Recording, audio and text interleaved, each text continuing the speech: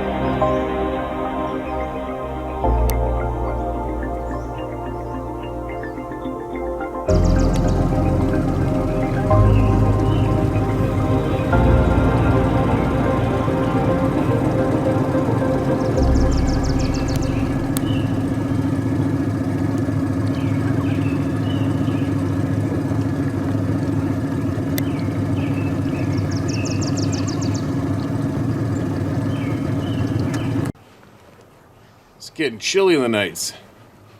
Definitely not in the day. So I'm trying out my brand new snow camo jacket I bought for myself on the way home. Stopped at a Cabela's near Vancouver of all places. It's funny, here's a funny story. The last time I had some snow camo that I actually liked, and I couldn't find that snow camo since. I had a hunter and he shot a moose. He was guiding his horseback hunting in the middle of nowhere, right? It's probably about a 2.5 hour ride to get to where we shot the moose. And what we normally do in the day is you get up in the morning, grab 2 saddle horses, you and your hunter, and off you go.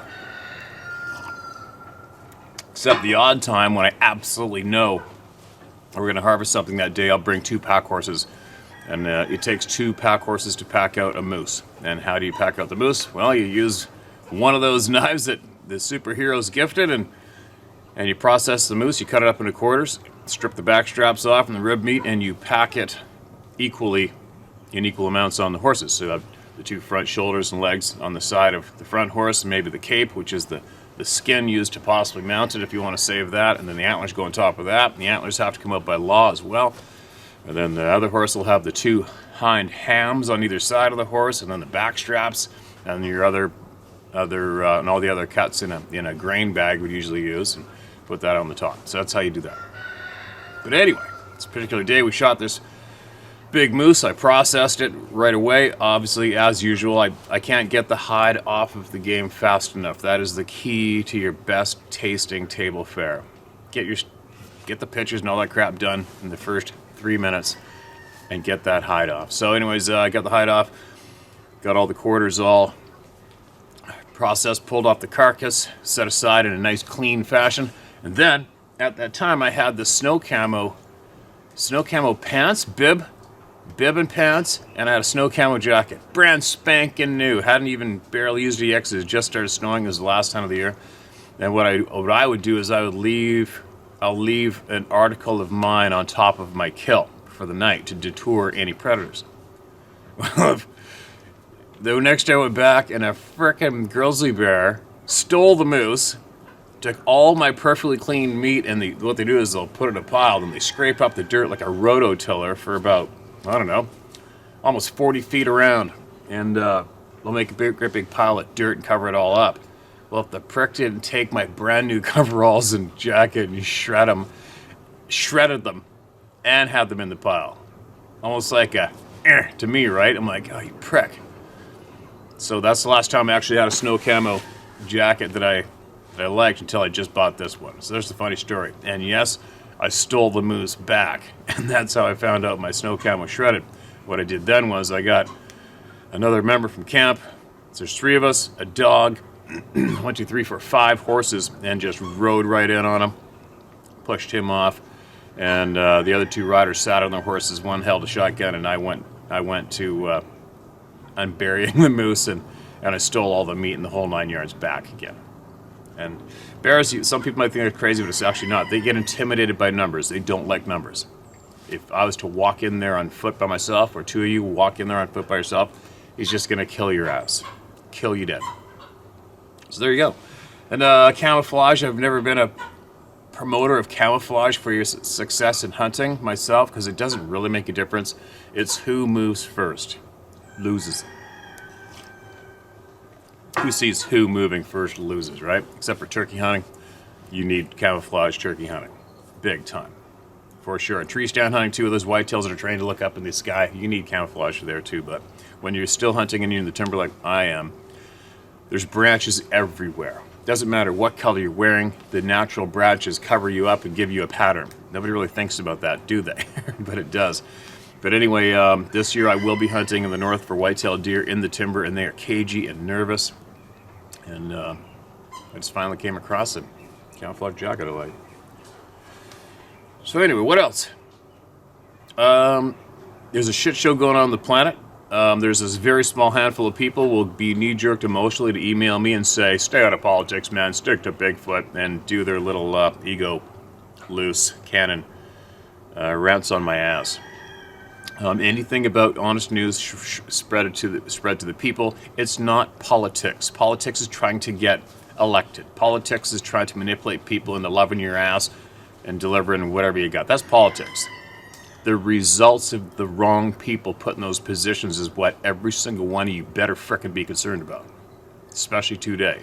Today, there are some very dark sons of bitches who have somehow got in a position that they are able to dictate whether this planet will be livable for you and I right now.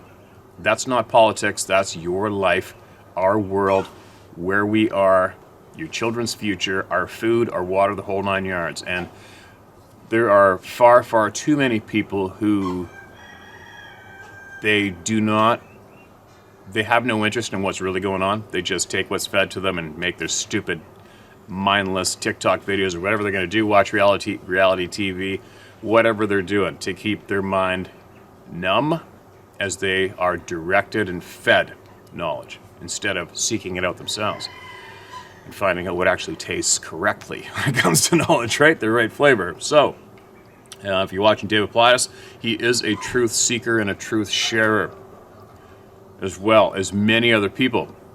And that's why I have stated in the beginning earlier and many times, how the hell do people just stay on the topic of Bigfoot, right? Become aware of that reality, of that truth. Go out, make a Facebook page, make some t-shirts, some coffee mugs, and we're going to form a group, and we're going to go on expeditions, and then we're even going to charge people to go on expeditions, right? And when they, for some, I don't know how they do it, so many people do it, but getting slapped in the face with these experiences should tell you flat out, hey man, you're getting royally bent over the log and stabbed at the butt and lied to about a lot. And this is your first heavy clue that you've had slapped in your face to get your brain kicked in gear to start learning and figuring out what the hell's going on. Huh? No, we go smacking trees in the night and whooping and stuff. That's what we do. Okay? Keep your politics to yourself. That amazes me. But anyway, moving on. There's a lot of very credible people who know the truth, and they're hanging in there. They're making their voices available online still. They're hanging in there. Scott Ritter's one of them. Scott Ritter is basically the military analyst, past general from the U.S. He basically ran the Iraq War for the U.S. government, and he knows truth beyond. I have huge respect for him, and I posted a link to one of his latest videos in my, what's it called, the community page on this channel. And I urge people, if you get time to listen to me today, pass on my ass and listen to him today. And whatever you take from it, please share it with as many people in your community who you trust or love. Just share it, because the truth needs to be shared. Okay? The truth needs to be shared. And if you're one of the handful, well, there's a good handful of people out there that emotionally react instead of thinking. Well, you just don't even follow my channel, all right? Because you're useless. You are a waste of my time. We need people here who are intelligent, can think for themselves, take from items what they will or leave them, and have respect for everyone, and try and never, ever attempt to silence another's voice. That's who we are attracting here. That's who the majority of the people here are, those people. But if you are one of the unfortunate few who only react emotionally, well, you can stay here and try to get better. But if you're intent on being emotional and just attempting to silence people because it makes you too uncomfortable, you are in the wrong place. This isn't the right place for you. Okay? Honey Boo Boo reruns are probably on somewhere, and that's where you probably should go back to, right? Sorry, sometimes I'm a dick, but you gotta be a dick to share the truth, right? Anyway, I posted a couple of Rumble channel videos that I just urge so many people to please watch. I posted them in the comment section 2 videos ago in this channel. And I don't know what more I can do personally to share truth with as many people as I can.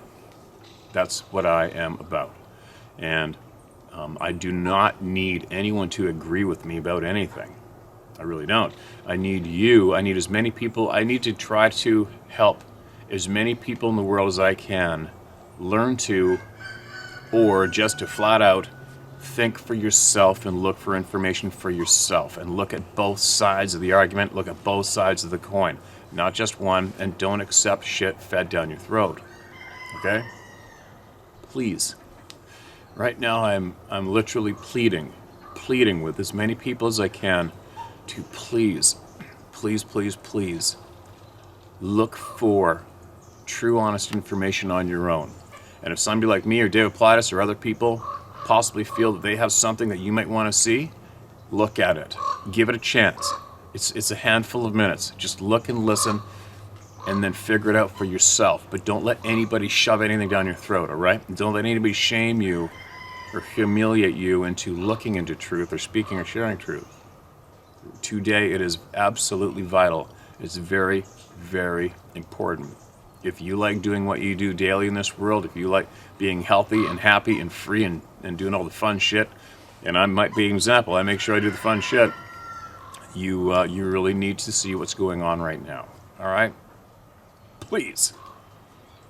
Anyway, there's my morning rant. I'm at 1 coffee, 1 3/4 coffees in me. What else am I going to share? I think we all know that, I mean, let's face it, I think this channel and my other channel combined received 9.5 million views in 28 days last month. 9.5 million views. So I'm guessing that's possibly getting up to substantial to create a little bit of attention from the dark pricks, right? And I've had some correspondence with some friends in Europe.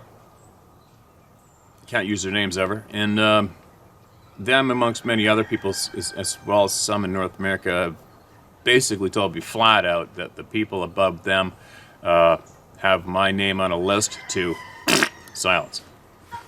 How flattering is that? But that's the word on the street. So, on that note, just so you guys know, that we have some past people promising things for us, sharing things for us, and just so you guys know, I have pages and pages in my possession. And I keep getting new pages of information for all of you. All right? And that we'll leave that there right now because I stated earlier, for all you impatient ones, it doesn't make sense to tear out 3 pages of a book and share it with you. Right? It just doesn't. It won't make sense. So we need the whole book put together, and the amount of work the amount of work and time it is taking to put that little book together is substantial. Okay? And it's costing you nothing. If that pisses you off, well, like I said before, you go get the ticket you purchased to be here and go get a refund. Okay? But that's the word on the street. That is a little vague, but the gist of that is, yeah, there is people, possibly,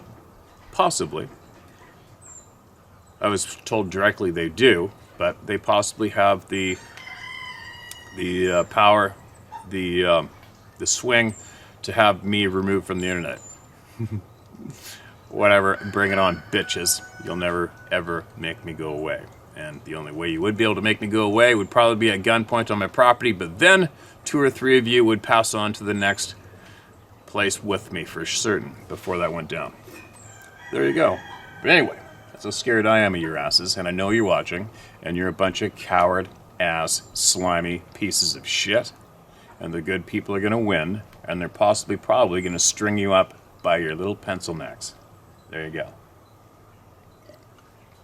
Now, what else? Get back to you guys. Let's get some voices heard. Just so you know, I have in my possession a shit pile of knowledge that's been promised. And no, we don't forget about it. We just don't talk about it every day. All right, you guys? All you impatient people. There's one thing that can get under my skin is impatience. Obviously, because I am who I am. I'm a hunter, I'm an angler, I'm a gatherer, I'm a guide.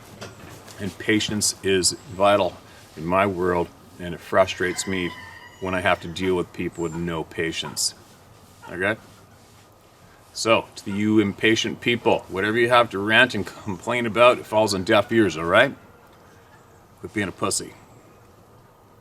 Now, voices. Voices. Sometimes some people may think I rant a little too much, but if you really knew what went on behind the scenes with the threats and the dog shit get slung all the time, the people who claim they can do this and that to me, and I'm a natural born fighter, and I think if you knew what's really going on, you would probably give me credit for biting my lip as much as I do. But, yeah. To all you sons of bitches out there who are trying to do bad things to this channel, especially ones that eat humiliation pie every morning. All the people who got blocked on YouTube, and then they panicked and went and had to go get new channels set up so they could come back because they hate me so much. Well, I hope you're just loving your slice of humiliation pie this morning. Welcome back. I love living in your mind rent-free. Here we go. This is titled, Another Scientist Writes in. Now, hi Steve, I've followed you for the last 2 years plus, love what you do. This message, however, is just for you. If you choose to publicly read any part of it, that's your choice. But I don't want any attribution. If you must, you can refer to me as Sam. No personal information about me or where I live. I'm a government scientist in my late 70s. Blank, and now I will leave out what he puts down there. He puts out his entire where he lives, the whole 9 yards, his clearances, where he works. Alright. I had my introduction to Bigfoot in the early 60s, where a guy in southern Illinois was showing off a cast footprint. I thought it was interesting, but thought about it no further. Till the early 1980s when I had my encounter in the Upper Peninsula of Michigan. This was after Kimberly Clark sold their holdings around Lake Gogebic. Gogebic? Gogebic. To Champion International, and the loggers lost their jobs. Our friend, who was a logger, moved to Northern California. He regrettably died in a freak accident. So my desire to speak with him about my encounter was squashed. Number 1, the encounter. The cabin was about 1/8 of a mile from East Shore Road on the southeast corner of Lake, I hope I'm pronouncing this right, Gogebic. It's probably Gogebic. Whatever, we'll call it Lake G to save me the pain, right? Daily, I would walk up the gravel drive to get the mail. On the day of the encounter, the walk up was quite normal, typical forest noises. On the return, about halfway down the drive towards the cabin, the forest got suddenly still, not a sound. Then this awful smell, like I've never experienced before or after, engulfed me. Simultaneously, a feeling of dread came upon me as I felt for sure I was about to die. I've had many life-threatening experiences, but never felt like this before. I felt there was something behind me towering over me, literally. I looked back over my shoulder, and there was nothing but unusual brightness. Then it spoke to me and said one word, "Move." I continued to walk forward with the same cadence as before, forcing myself not to flee before a potential unknown predator. I walked about 10 paces further on, and the smell diminished, till when I reached the end of the driveway, it was gone, along with my dread. My sense is that it was protecting me, or that I inadvertently walked through a portal area where it was materializing from. More on portals later. Number 2, the smell. Once upon a time, I thought the smell was inherent with the Sabe. However, if that was the case, hunting for them would be complicated, as it would announce their presence like our body scent does. Then I realized that the smell was a remnant of the portal process and came from the parallel universe or alternate dimension, as when you come out of a smoky restaurant with the scent of hamburger meat and onions on your clothing. That smell eventually dissipates. Holy shit. All right, so I came to that conclusion myself a couple years ago, and I mentioned it to Dave Ply. I said, you know what, I got a funny feeling that scent may be possibly residue from when they materialize. Possibly. What do you think? And Dave said he agreed with me. So that's the first time I've read somebody else sharing that. Interesting, right? Number 3, portals. There are 2 types, and the government is very interested in both. Intradimensional, which means transport from place to place in our world/dimension. This is the footprints in the snow that end with no explanation, or the disappearance in an instant of a being, other than cloaking. More on cloaking later. The type of portal is of great interest to the military, as the implications are quite apparent. No doubt. Imagine if you would be able to use a portal and end up in the private residence of one of these filthy leaders. Do you know how handy that would be? Sign me up. This type of portal is of great interest to the military. Okay, so the other type, is interdimensional.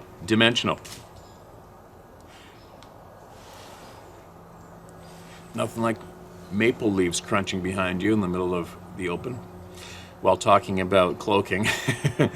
The other type is interdimensional, passing out of this dimension into another, the so-called parallel universe or mirror universe. This type of portal is of great interest to NASA for interplanetary travel, hence why the government is now disclosing and acknowledging the presence of UFOs. It is also of great interest to the Department of Energy as they attempt to pierce this interdimensional boundary in well-publicized research. Now, what does that tell you? That the government acknowledges the presence of a parallel universe. How did that come about, you may ask? Increasing UFO traffic and increases in the Sabe population. The transition in an interdimensional portal is instantaneous. The transition in an interdimensional takes time. Scott Carpenter, in his YouTube video entitled Portals, demonstrated that remarkably, as the being forms in the right side of the portal and exists on the left side and exits on the left side into the bush. Very interesting, and yes, it was brought to our attention through this channel, I think a year, or maybe 2 years ago, from another scientist who said that NASA has been dumping billions, millions, whatever, shit piles of money into the study of portals, and that is a fact. Sorry for all you people that just don't want to hear it. Oopsies. In your face with the truth, right? Don't be scared. Being scared will keep you dumb. Number 4, electromagnetic force. Why do Sabe frequent electrical power plants? Because of the presence of electromagnetic fields, EMF. Now, those other scientists in Europe said I need an EMF whatever it's called, sorry, device, detector, and it will tell you if you are near one of these beings. Quite accurately. Go figure. Sabe accumulates and generates DC current, just as our body does, but at a much higher level. A human at rest can generate enough electrical energy to light a 100-watt bulb, if they could focus it. Depending on surroundings, we can act as a capacitor holding up to 3 kV. Sabe are walking capacitors capable of holding much more than us and have the ability to focus the energy. They need to boost their energy level. Hence, the EMF found at electrical power plants feeds their capacitor, allowing them to do unexplainable things, like cloaking, portal opening, and transition, appearing to glide as they move at astonishing speeds. Number 5, silence in the forest. Perhaps you have read or experienced what animals do prior to an earthquake. How do they sense that impending change to their environment? Ionization of the air created by a DC charge. They sense the change and hunker down or depart. Recall the fellow in the tree stand with the squirrel, and just before the Sabe made his presence known, the squirrel hunkered down and the forest became silent.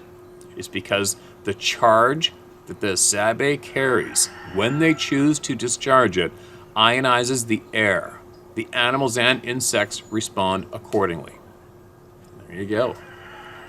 And that's so true. How many times, especially people living on the coast, when you see all the seagulls and all the seabirds making their way inland and just flying around in big flocks over a football field or whatever, a pond, a golf course, and they all come inland. And all hell's coming, right? Dogs freaking out, elephants freaking out when shit's going to go down, earthquakes. They all got it. But I am certain, have it too, but we have been intentionally dumbed down. Every one of us. Cloaking. Number 6, cloaking. I once thought they had a chameleon-like nature, as their hair is different than ours in polarizing light, suggesting that it was alive rather than like ours, dead. However, what they're doing is what our scientists today have determined how to do. They bend light waves with electromagnetic fields, basically rendering the object generating the field invisible to the human eye. It appears to the human eye to be looking through what has been cloaked as though it was not there. Sabe disappearing half at a time till gone. Walking behind a 6-inch tree and gone. It takes electrical energy to do that. They augment their power from power-producing facilities and high-voltage transmission lines, hence their presence in these electrical transmission corridors. You, I am sure, have held up a fluorescent light tube in one of these corridors and seen it illuminate to some level. Number 7, response to the name of Jesus. Scott Carpenter talked once regarding a pattern he observed. He laid 4 stones on a log, and when he came back, they were organized differently. He repeated this test many times, even laying more than 4 stones. Each time the stones were grouped 3 together in a pile and 1 away off from the pile. When he used more than 4 stones, there would only be 4 stones arranged as described above. Scott thought it was just unique to his community, but others at the conference where he mentioned this also indicated they too had also experienced this pattern. As a devout Christian, and the response reported by the people who called on the name of the Lord and the Sabe backed off or left leads me to believe that they are well aware of God. The 3 stones piled together, I feel, represent the Trinity: God, the Father, Jesus, and the Holy Spirit. The stone, set a fair distance away from the others, represents the fallen angel Satan. Maybe not. Number 8, Nephilim. In Genesis 6:4, it is clear that the Nephilim existed before the angels. Sons of God came on to the daughters of men. The great flood was to rid the world of these abominations created from this unholy unions. In other translations of the Jewish Bible, the Nephilim existed after God eliminated the progeny of angels and women with the flood. So, how did the Nephilim survive the flood? They left this dimension and waited out the flood. Hence, the indigenous peoples Hence, when the indigenous peoples say they were here before themselves, they are quite right.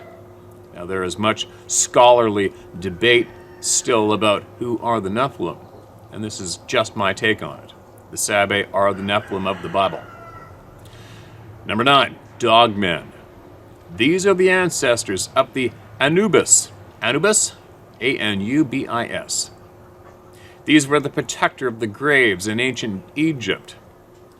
They were revered as the Egyptian god of the dead. Many have postulated that it was created by man, but he is so prevalent in Egyptian art that he no doubt came from the star people who were active in Egyptian culture. Interesting. Number 10, why all the government secrecy? Like the UFOs, they have no control over them. They represent the vulnerability of government that wants to present itself as invulnerable to maintain control. Instead of embracing the amazing capabilities of these beings, they seek to capture them secretly and try to understand and use the power possessed by the Sabe, to no avail. But the presence and abilities demonstrated by the Sabe has given them insights that otherwise would have been laughed at, and has resulted in millions of dollars being spent to better understand the mysteries they present. Steve, I know this is long and you're very busy. I hope you read this and it provides some enlightenment in your pursuit of understanding. I grew up in the woods and still love them, and I am not hesitant in going into them. I feel truly blessed about my experience. I feel truly blessed by my experience as it has opened my mind to the unknown. God bless and keep you and Sarah. I'll leave out your name. All right, man. Absolutely appreciate you sending that in. Absolutely appreciate it. Took a lot of time, and you're very generous to share what you found for yourself, and that you shared it with all the people here generously for them to take from it what they will or leave it, right? There's a lot in there we've been familiar with already, and whatever knowledge you acquire or have acquired as well, and please don't be hesitant to share it through the people, all right? Keep sharing, man. Keep sharing what you got, all right? It's very, very helpful. And this page is nothing without people like you, okay? All right, here we go. More voices need to be heard. And these are recent emails too, all right? I remember I said a while back, I gotta start doing that. Share a handful from way back and share some from yesterday, because a lot of emails mesh up with previous emails. People are commenting or adding to them, okay? All right, this is titled Creek Gorilla. Hey Steve, I hope this finds you. I've been apprehensive about sharing what I experienced in the summer of 2006 for fear of being ridiculed. No doubt. I'm 41 now, and I've only told a few people about my experience. Obviously, I've not shared because of the fear of how people would react, but here it goes. I'm glad you're here, man. To set the story correctly, I was a land surveyor in mostly Florida for the better part of 10 years. The company I worked for did mostly private sector surveying, which consisted of the initial topographical survey all the way up to the final survey of a building, subdivision, mall, etc. My crew and I were assigned to a new piece of property near Parrish, Florida. That was about a 50-acre parcel full of bay heads, swamp, grassy areas, and a creek that separated the north and south sides of the property. We had been there before to establish some GPS points for a topo map. The creek was under a thick canopy of various bushes, trees, and undergrowth. Mostly though, it consisted of Brazilian pepper trees, which is an invasive species. I'm sorry for the long description, but it's the only way I know how to explain why the other guys on my crew didn't see what I saw. As we go to the site, I knew we'd be setting up on the north side of the parcel, and I was the instrument operator. I decided to head to the GPS points that we had established and started walking about 500 feet towards the canopy covering the creek. In the back of my mind, I was always nervous about gators in the summer, as they are very aggressive during mating season. I'd seen some along this creek when set the GPS points the week before. I was carrying a tripod on my right shoulder and the instrument case on my left shoulder. We had an existing cut line through the canopy, and I started to cross the creek. As I was about the center of the creek, which is about 20 feet across and around 5 to 5.5 feet deep, I heard a disturbance in the water off to my right, maybe 50 to 60 feet away. My heart went to my throat as I thought I was going to be face to face with a gator soon. I turned quickly to my right and saw what looked like a mountain of a gorilla staring back at me. The head was conical shaped, but it was much larger than the gorillas I'd seen at the Busch Gardens. I didn't waste much time, and neither did this thing. Both of us noped the F out of that creek. I got to my GPS point and just stared back at that canopy for about 15 minutes while trying to process what I'd just seen. No doubt. I raided my crew and asked if they had seen anything run out of the bushes after I went in, and they said they saw nothing. When they asked what I saw, I told them I only heard something. I went over it in my mind all day, and it still wakes me up at night sometimes. I'm 6'2", 225, and that thing made me feel like a child. I was chest deep in the creek, and this would have been over a foot taller than me, probably 4 feet wide, black hair, uber muscles, and its arms are up like it didn't want to touch the water. Time seems to slow when weird/scary things happen, but it couldn't have been more than 5 or so seconds. I didn't smell anything but stagnant creek water, but I know what I saw. I'm not afraid of any man, but this was no man. I rationalized it by telling myself we were close to Gibsonton, Florida, where the carnies/weirdos live, so someone may have owned a gorilla that got loose. As I said, I surveyed for 10 years, and I've seen every dangerous animal that the east coast of the U.S. has to offer. Black bear, every poisonous snake you could imagine, gators that could take down bulls, 200-pound hogs with 4 to 5-inch tusks. And nothing made me feel so small and helpless that I had to just run away. Later that evening, I searched the internet to see if there were reports of an escaped gorilla, but found nothing. Thanks for your time. I feel better just writing this down. Regards, Rob. No doubt, Rob. We got a lot of people say that they feel better just for sharing and hearing it read out loud here. So, big pat on the back, man, for coming forward, sharing that. I'm glad you found the channel, because I don't do anything to promote this channel. I've never shared this channel on any other social media ever, and I've already stated why. It's because you can't promote this topic.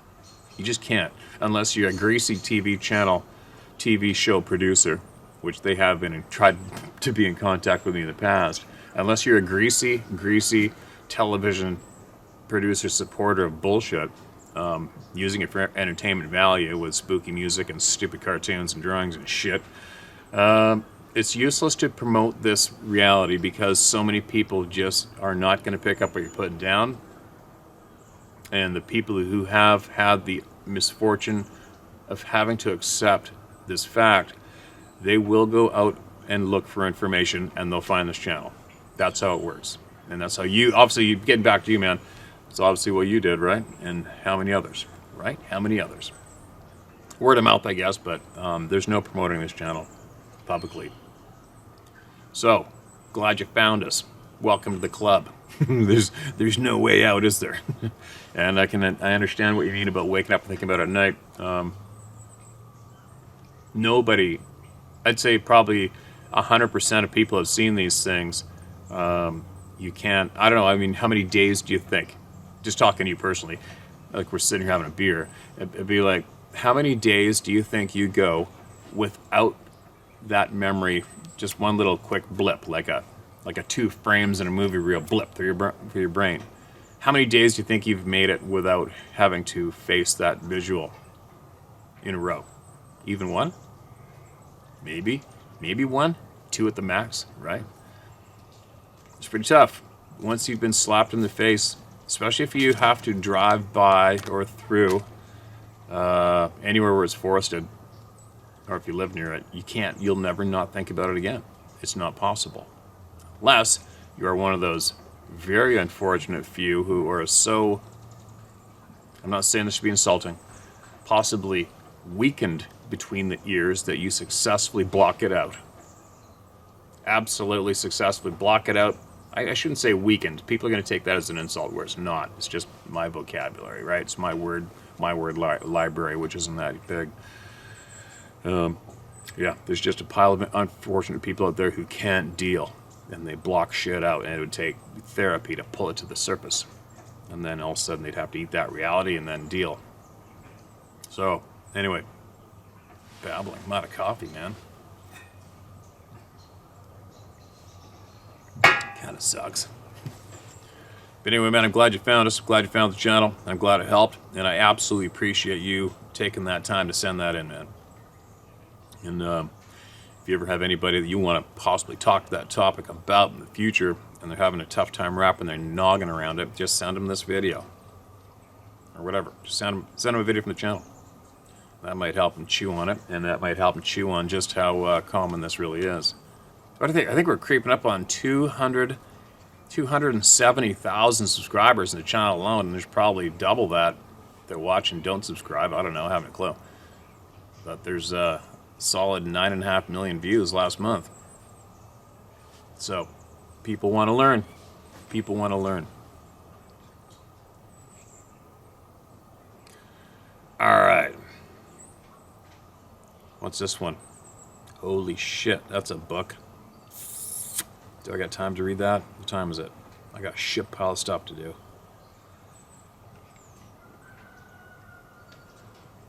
Alright, here we go. I'm diving in. Mark it as red. This is titled Bigfoot. My name is Phoebe Supa of the Confederated Tribes of Warm Springs, Oregon. Share my name and whatnot because right now I don't give an F who knows me and what they think of me. I'm going to get right to the point, and that's sharing my experience. Yes, I'm indigenous, but who isn't? Thank you for saying that. I was told by a native elder who was our elder of our AIM, Warrior Society, American Indian Movement, chapter out of Portland, Oregon, that indigenous means originally from here because I'm from the earth. Where are you from? Ha ha ha. Good one. Alrighty, grab yourself a Pepsi or whatever it is you drink and kick back and relax due to this one being a book. Just to let you all know, I don't drink alcohol. Not since October 4th, 2016. Woohoo. I'm just a pothead. Sorry for those who are sober as F. I've been there. Done that one time. You go, girl. I'm 52 years old, and my first encounter was at the age of 8 back in 78.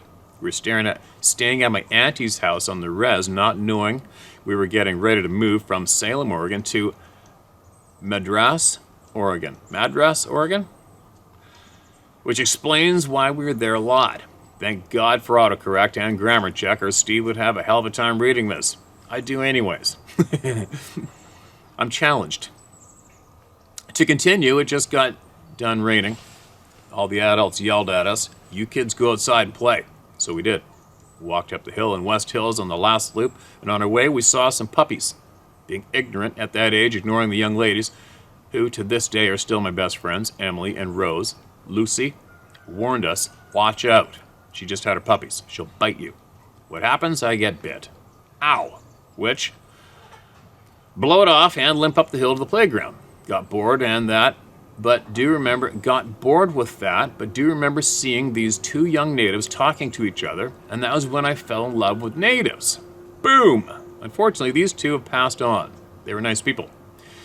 Getting back on track with the story, we continued to climb up the hill to the water tower. We start to throw rocks at the water tower, and it would make this weir sound. Sounds like weird, but minus the D. My cousin, who was a year older than me, climbed up the ladder and opened the lid on top and yelled at us, "Hey, that's no water in here. There's no water in here." We were all shrugging our shoulders and asking, why the F not? Res kid learned things at a young age, and swearing is one of them. Again, we got bored with that and started trudging up the hill slowly, talking about stick Indians. We stopped halfway up the hill because my older cousin who climbed the water tower said, "Let's roll some joints and smoke." We all agreed, and we did. At that time, there was me, 8-year-old, my older cousin Willis Miller, 9-year-old, who passed away when I was 17 in 1987, my brother Richard, 7-year-old, my cousin Wayne, 7 years old, and my cousin Carol, 5 years old. We smoked our joints and carried on to carry on our conversations about stick Indians, how they trick you and get you lost. We're always told not to go to the whistle if you hear whistling while out and about in the woods, forest, or a river. Then next thing you know, my cousin Wayne yelled, "Quit it!" Well, I asked, "Quit what?" He said someone was hitting him. We stopped and looked around. We were all scattered. And we were all scattered at least more than 2 arm lengths from each other, forming a line straight across, not following each other in one line going up the hill, if that makes any sense. Since horizontal and vertical is a total brain fart moment for me to know which is which. Of course, I'm the one that sees something actually hitting his pants, but nothing there. My older cousin stopped to stare at the top of the hill. We pretty much did monkey see, monkey do, and stared in the same direction he was looking, wondering what he saw. And he asked, "You guys see that right there by that tree?" We're all looking, but it looks like one big tree with another small tree next to it. We kept walking up the hill, staring at those 2 trees. Then out of nowhere, a rock the size of a bowling ball comes rolling down the hill. Then another. We stopped. We looked up the hill at those 2 trees, and that is when we saw the smaller tree scoot closer to the taller tree till it was right next to the tall tree and stood up. We all gasped because by the time the bowling ball-sized rocks kept rolling, because by that time, bowling ball-sized rocks kept rolling down the hill on both sides of us. So, whoever was at the end of the line was closest to the rocks. We kept looking up the hill, and we saw that one by the tree, another one a little ways from the first one, and another a little ways from that one, and the 4th one on the side of the hill stacking rocks. We all screamed, "Bigfoot!" I ran down the hill without stopping or looking back. That's why it's titled Bigfoot. Dang. We were almost to the top of the hill. We hit the pavement, and we all had mud on the bottom of our shoes. It looked like we were wearing 3 to 5 inch soles, or whatever you call it, not high heels. We all were scraping the mud off with every step and ran all the way to my auntie's house without stopping. When we got home, we told our parents what we saw. Should have known their response was going to be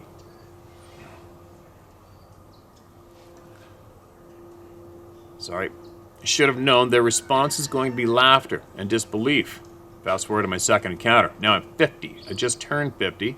I was up in Cold Springs on Mount Adams in Washington, otherwise known as Trout Lake or Surprise Lake. Cold Springs is where I grew up every summer, camping to pick huckleberries with my grandma Evelyn and her sister Grandma Laura. Normally I say Atway, pronounced Atway, in front of names of people who have passed on out of respect, but I don't want to make it difficult to read with my spoken language. We set up camp on my other half last day of work in mid-July and camped there a whole month. I always remember this one because my daughter Clarissa came to visit me in the mountains from Window Rock, Arizona. It was my first time picking huckleberries with my daughter. I was looking forward to showing her around where I grew up, picking my favorite fruit and already scouted out areas to go pick that nobody's picked at. She gets there, and we park at the top of the hill, and on the side of Surprise Lake, due to the roads not being navigable, and walk the rest of the way down the hill to the spot I picked out to pick with her. She takes after both her mom and dad and is a pothead. We did dabs, smoking joints on the way down. When we got closer to our spot, we kept hearing twigs snapping. We stopped, look around, silence. I never heard silence be so loud, and that didn't stop us. I was eager to show her my spot. We finally get to the bottom where we turn left off the path that looks like mountain bikes and other off-road vehicles use quite a bit. We kept hearing twigs breaking. We ignored it, saying out loud it might be a squirrel. But then we heard a twig snap again right in front of us. We stopped, looked up. I gasped, looking at a mama Bigfoot. I gasped again, looking at my daughter. I gasped one last time to look at Mama Bigfoot. It was funny because me and my daughter gasped at the same time. Now we're both staring at Mama Bigfoot. She is sitting in front of a tree near a huckleberry bush. She broke the stick, used as a toothpick, and licked it clean 3 times till she saw us. She dropped her stick toothpick and gasped 3 times. First gasp looking at me, second gasp looking at my daughter, and a third gasp looking at me. It was like she was mimicking me and my daughter with her gasps, and big eyes. Her mouth was a perfect letter O when she gasped. Without using her hands, she stood up looking at us the whole time. Her right leg swung around to the left like a basketball move where you pivot. We heard 3 crashes that were loud. Boom, boom, boom. The tree branches were making that swish sound when she walked past it, and then she was gone. All we heard was 3 steps. Seems like forever. We looked at each other and gasped one last time. I grabbed my daughter's hand and started walking up the hill as fast as we could go. All I kept thinking was, please don't harm us. Please don't take my daughter. Please don't take me. All I want to do is show my daughter where I grew up picking huckleberries. Please?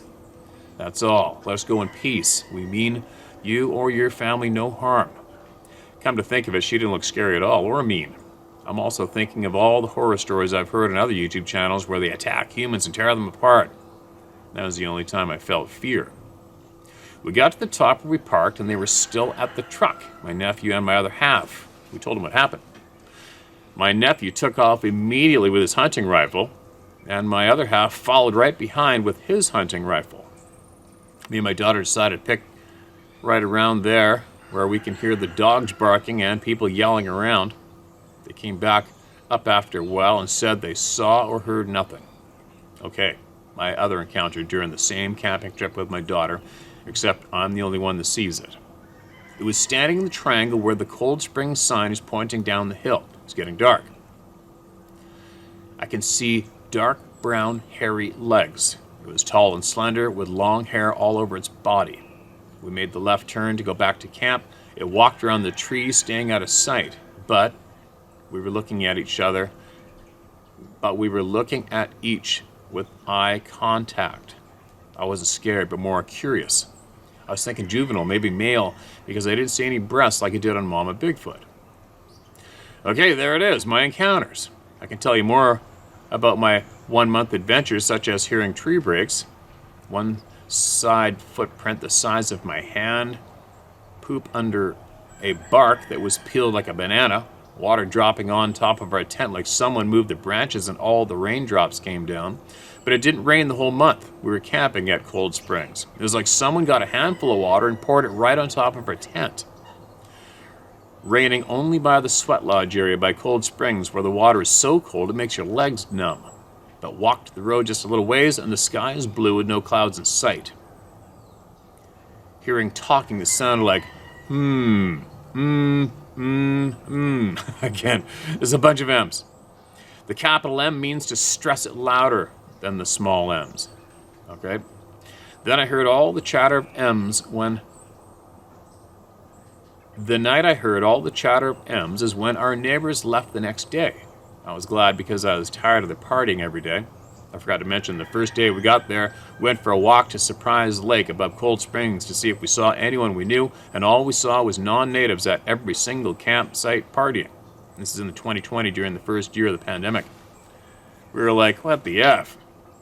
This campground's for natives only. If the elders were here, they would, without hesitation, tell them to leave because it is the law. Basically, all the huckleberry picking fields are ceded land to the federally recognized tribes.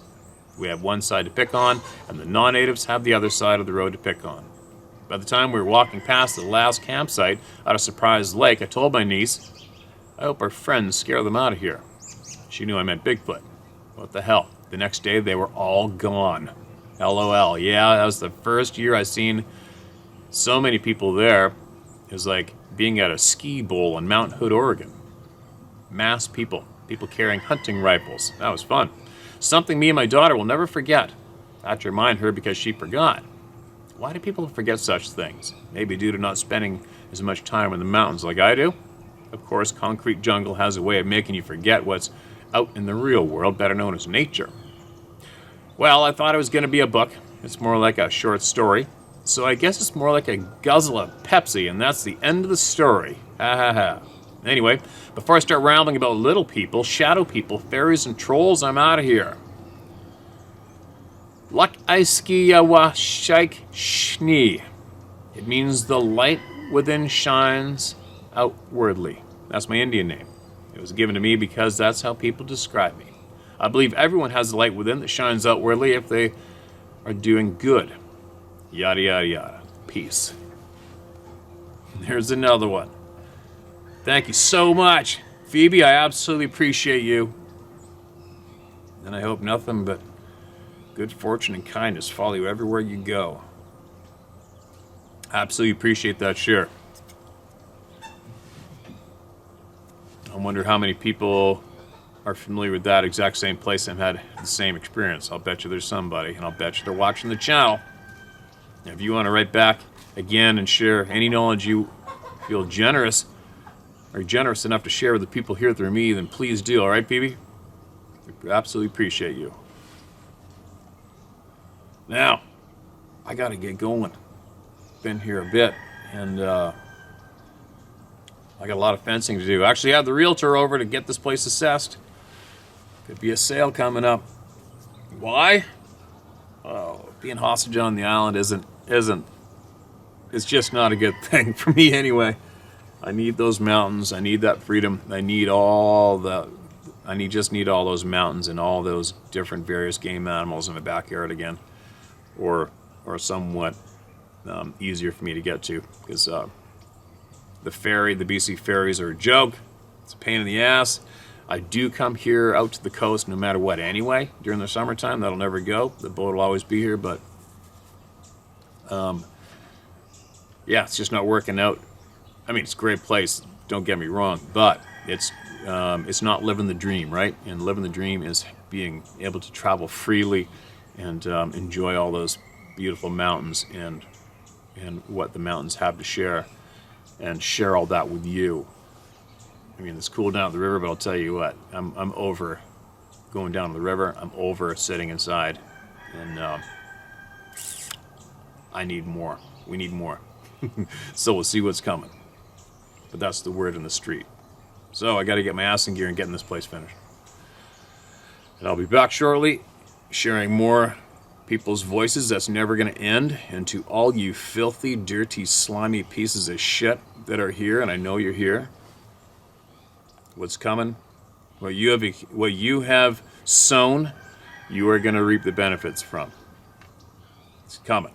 You brought it on yourselves. It's coming. There's no way it won't. It's unfortunate so many of you have chosen the dark road, because it's going to lead to some pain. I'm sure of it.